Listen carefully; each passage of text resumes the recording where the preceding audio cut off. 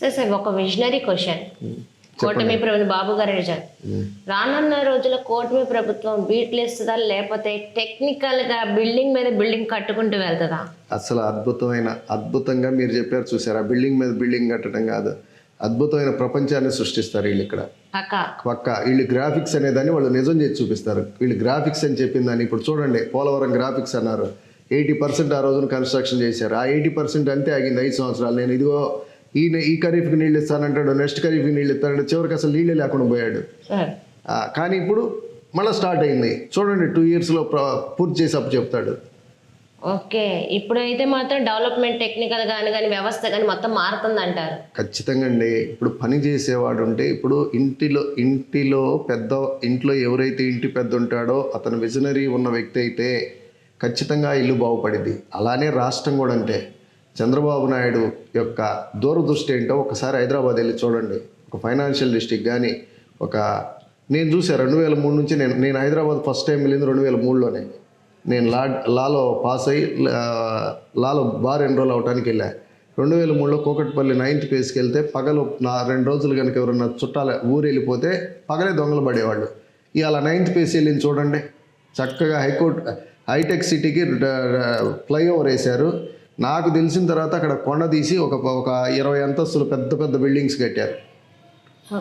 ఇవాళ financial district చూస్తే ఒక్కొక్క కంపెనీ, అమెజాన్ కానీ ఒక పెద్ద కంపెనీలన్నిటికీ ఒక్కొక్క ఉన్న బిల్డింగే ఆ టౌన్ పోషించగలిగినంత రెవెన్యూ తీసుకురాగలిగిన పరిస్థితి ఉంది. అలాంటి పరిస్థితి ఖచ్చితంగా ఇక్కడ మన రాజధానిలో కూడా వస్తుంది. ఈ రాజధానికి సంబంధించి ఈ రాజధానిలో జనరేట్ అయ్యే రెవెన్యూ అనేది మన స్టేట్ మొత్తానికి కూడా మెయింటెనెన్స్కి బడ్జెట్లో పూర్తి సింహభాగం ఇదే తీసుకొచ్చి పెట్టిద్దని నేను అనుకుంటున్నాను. నారా లోకేష్ గారి ప్రజా దర్బార్ ప్రజలకు మేలా, నాయకులకు నష్టమా? అంటే ఇది మీరైతే మాత్రం బాగా ట్విస్టింగ్ క్వశ్చనే. అది నాయకులకు నష్టం అని చెప్పలేము, ప్రజలకైతే మాత్రం మేలు జరిగిద్ది. అంటే నాయకులు కూడా వాళ్ళ పొరపాట్లు ఏదన్నా ఉంటే తెలుసుకుంటారు ఖచ్చితంగా. అంటే అజమాయిషీ లేని ఇల్లు ఎట్లా ఉంటుందంటే మొగదాళ్ళు లేని ఎద్దుతో సమానం. అజమాయిషీ ఉందనుకోండి దారిలోనే నడిచింది ఎద్దు. అట్లా ఆయన ప్రజా దర్బారు ఆయన నేర్చుకున్నాడు. అందరూ అనేవాళ్ళు అంటే ప్రపంచానికి ఆయన తెలియకముందే నారా లోకేష్ అనే వ్యక్తి ఒక విజనరీ అని ప్రపంచానికి ఎప్పుడు తెలిసింది?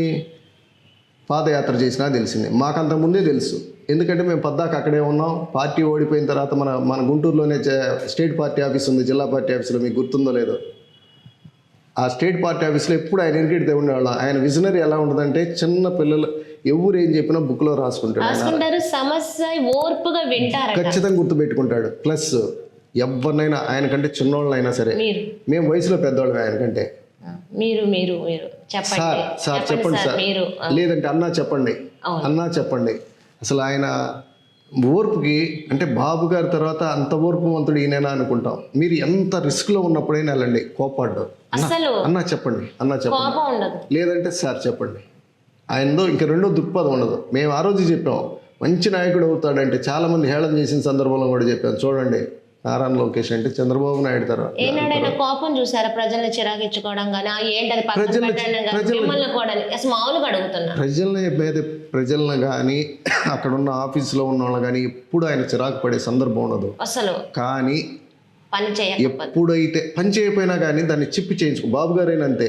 మేము ప్రతి గురువారం బాబు గారి ఇంటికి వెళ్ళేవాళ్ళం, లీగల్ సెల్. గురువారం మీటింగ్ జరుగుతుంది నైట్ 8:30 అట్లా. వెళ్ళిన క్రమంలో ఆయన మాకు అప్పు చెప్పిన దాన్ని మేము రీచ్ కాలేకపోయినా, ఇలా అయితే ఎట్లా అండి, మనం విజనరీగా వర్క్ చేయాలండి. అట్లా ఆయన మోటివేషన్ స్పీచ్ ఉంటుంది. కానీ ఎప్పుడు అంటే 0% అంటే ఆయన అప్పు చెప్పిన పనిలో ఒక 10-20% ఉన్నా కానీ, 20% చేసినా కానీ దాన్ని ఎట్లా ముందుకు తీసుకెళ్ళాలి, ఎట్లా చెప్పి చేయించుకోవాలని ఆలోచిస్తారు. కానీ మీరు ఎందుకు చేయకూడదు అని అసలు ఆయన కోపపడటం అనేది మేము చూడలేదు ఎప్పుడు. అదేవిధంగా లోకేష్ గారు కూడా అంతే. లోకేష్ గారు ఎప్పుడు కోపపడతాడంటే, ఎవడైనా అప్పుడు ప్రతిపక్షంలో ఉన్నప్పుడు ఎవరైనా పోలీస్ ఆఫీసర్ కానీ ఫాల్స్ కేసులు పెట్టిన సందర్భంలో ఆయనకి తార్సిపడి ఆయన ఆపోజిట్గా మాట్లాడే క్రమంలో కనుక అతని మీద దురుసుగా ప్రవర్తిస్తే మాత్రం అడ్డంగా కూర్చుంటారు. అది బాబు గారిలో కూడా ఉంటుంది ఆ మొండితనం. మీరు ఉదాహరణ వైజాగ్లో చూసుంటారు, ఆయన అద్దెకి ఇచ్చినప్పుడు అక్కడే కూర్చున్నారు, ఇన్ని గంటలైన కూర్చుంటారు ఆయన అట్లా. ఎయిర్పోర్ట్ లో కూడా కూర్చొని పోయారు అంతే అంతే. అదే అదే అదే సిస్టమ్ లోకేష్ బాబు గారు కూడా అట్లానే ఉంటాడు. ఓకే. కానీ మాకు ఆనందం వేసింది ఏంటంటే రానున్న విజనరీ నాయకులు కూడా లోకేష్ అనొచ్చు. తప్పకుండా. అసలు ఆయన విజనరీ చూడాలంటే మీరు ఆయన పక్కన ఒక రోజు ట్రావెల్ చేస్తే ఆయన మొన్న పాదయాత్ర చేసినప్పుడు అంత పెద్ద ఎండల్లో కూడా ఒళ్ళంతా తడిచిపోతున్నా కానీ నవ్వుతా ఎవరి దగ్గరికి వెళ్ళిన ఆ రోప్లో నేను వెళ్ళి నడిచినప్పుడు కూడా మా ఎమ్మెల్యే గారు చెప్పారు, నేను అంతకుముందు కూడా పరిచయం ఉంది ఆయనతో, తాడికొండ లీగల్ సెల్ అయితే, అన్న బాగున్నారా, షేక్ అండ్ ఇచ్చి రండి, నడవండి నాతో. అలా మనకేమో డిహైడ్రేట్ చేసిన పరిస్థితి. పాపం ఎప్పుడూ బయటికి రాని వ్యక్తి ఈ విధంగా చేస్తున్నాడంటే అది పట్టుదల. అంటే అసలు నిజంగా ఆయన విజనరీ నాయకుడు ఈయనని మేము అనుకున్నందుకు, నెక్స్ట్ జనరేషన్లో ఈయన అనుకున్నందుకు అది ఖచ్చితంగా సార్థకత చేసుకుంటాం. ఆయన ఇక్కడ వరకే కాదు, గల్ఫ్ దేశాల్లో కూడా మన ఇండియా సంబంధించిన వాళ్ళు, మన ఆంధ్ర కానీ వేరే రాష్ట్రం సంబంధించిన వాళ్ళు ఇరుక్కుపోయిన వాళ్ళని వెంటనే సత్వరమే వాళ్ళని క్షేమంగా తీసుకునే చర్యలు కూడా చాలా ఫాస్ట్గా తీసుకుంటున్నారంట. అవునమ్మా, బాధ్యత కలిగిన వ్యక్తులు చేసే పని అది. బాధ్యత కలిగిన చేసే వ్యక్తి పని. ఆయన స్టాన్ఫర్డ్ యూనివర్సిటీలో చదివాడు అని అంటే ఏ స్థాయి నాలెడ్జ్ ఉంటే చదివాడు. అలాంటి చదువుకున్న వ్యక్తి ఇప్పుడు మనం ఏదో చెప్పుకున్న విధంగా దాన్ని ఏమంటామంటే, ఒక రకంగా చెప్పాలంటే రూట్లెస్గా మాట్లాడే మనస్తత్వం కానీ, మాట్లాడే తీరు కూడా ఎక్కడా కూడా తప్పు మాట్లాడడం చూడండి. కాకపోతే కొన్ని మాటలు ఆ రోజుల్లో ఫస్ట్ ఆయన ఇంగ్లీష్లో ఎక్కువ అలవాటు పడి తెలుగులో మాట్లాడటంలో దానివల్ల దేశానికి వచ్చిన నష్టమే లేదు. అట్లా చూసుకుంటే ఇప్పుడు సోకాల్డ్ సీఎంఏ కొన్ని వేల తప్పులు మాట్లాడాడు, కొన్ని బూతులు మాట్లాడాడు. అది ఒక్కటి. ఇప్పుడు సరే చూశారు మీరు ఇంటర్నేషనల్ సమ్మిట్స్ అన్నదానికి మొత్తానికి వ్యతిరేకం. అసలు దెబ్బ కొట్టినట్టు రివెంజ్ కొట్టారు కదా, మొత్తం దేన్నైతే బాడీ షేమింగ్ చేశారో దానికి సమాధానం ఇచ్చారు, మాటకి దేనికైతే అవమానించారో దానికి స్పష్టత ఇచ్చారు. అసలు రాజకీయమే చేత కాదు, ప్రజలకు సేవ చేయాలన్న దానికి ప్రజా దర్బారు, టెక్నికల్ అన్నిట్లో, విద్యాశాఖలో మరి అన్నిట్లో ఆయనదంటూ ప్రత్యేకత చాటుకుంటున్నారు కదా. అవునమ్మా, వాళ్ళకు ఒక విజన్ ఉన్న వ్యక్తులు టెక్నాలజీని ఏ విధంగా వాడాలని. ఇప్పుడు బాబు గారికి 75, సుమారుగా 74, 75 ఉన్నాయి. ఈరోజు ఆయనలాగా టెక్నాలజీ మనం వాడలేం. డాష్ బోర్డు ముందు పెట్టుకొని ఆయనలాగా టెక్నాలజీ మనం వాడలేం. మనం చెప్తూ ఉంటారు, మీరు అడ్వకేట్స్గా టెక్నాలజీ డెవలప్ అవ్వాలి. ఈ కేసులు, ఫ్యామిలీ కేసులు, సివిల్ కేసులు రాబోయే కాలంలో ఉండే పరిస్థితులు ఉండకపోవచ్చు. ఎందుకంటే సిస్టమ్ అప్డేట్ అవుతుంది, రెవెన్యూ రికార్డ్స్ అప్డేట్ అవుతున్నాయి, వాటన్నిటిలో నుంచి కొంత మార్పు రావచ్చు. కాబట్టి మీరు కూడా కార్పొరేట్ వ్యవస్థలాగా ఎదగాలంటే మనం ఏ విధమైన డెవలప్మెంట్ చేసుకోవాలి, అవన్నిటినీ మీరు ముందుగానే దాంతోపాటుగా ఫైనాన్షియల్గా ఏ విధమైన ఎదుగుదల చూడాలి, అట్లా ఆ విధంగా మోటివేట్ చేస్తారు. ముందు మోటివేట్ చేసినప్పుడు మనకు ఒక ఆలోచన కలుగుతూ ఉంటుంది, ఈ వయసులో ఉన్న వ్యక్తి ఇన్ని ఆలోచనలు ఉన్నాయి అంటే. ఆయన ఆలోచన విధానం కూడా ఈరోజు చెప్పినప్పుడు అందరికీ చాలా కష్టంగా ఉంటుంది. అబ్బో ఏదో చెప్పాడులే గ్రాఫిక్స్ అంటారు, ఇప్పుడు ఏదో గ్రాఫిక్స్ అని ప్రచారం చేశారు కదా అట్నే అంటారు. కానీ ఆయన చెప్పేదానికి లాంగ్ టర్మ్లో ఆయన విజనరీ కరెక్ట్గా ఎట్లా ఒక 10 ఏళ్ళు, 10 సంవత్సరాలు, 20 సంవత్సరాలు పెట్టుకుంటారు. ఆ 20 సంవత్సరాల్లో ఆయన చెప్పింది ఖచ్చితంగా ఫ్రూట్ఫుల్ అవుతుంది. ఆయన అనుకున్న దానికంటే ఇప్పుడు సపోజ్ మనం అనుకుందాం, ఆయన ఫస్ట్ వచ్చినప్పుడు ఇంకుడు గుంటలని కార్యక్రమాన్ని ఒక దాన్ని తీసుకొచ్చారు. ఆ రోజు ఏమనుకున్నారు, ఈ పిచ్చి అనేదో చెప్తాడు, ఇంకుడు గుంటలంట, ఇంటూ గుంటలు తోమటం ఏందన్నారు. కానీ వాళ్ళ ఇంకుడు గుంట వల్ల ఎంత ఉపయోగం ఉందో ప్రపంచం గుర్తించింది ఆయన చెప్పేది. ప్లస్ ఒకప్పుడు మన ఇప్పుడు ఈ నేషనల్ హైవేస్ వచ్చినాయి.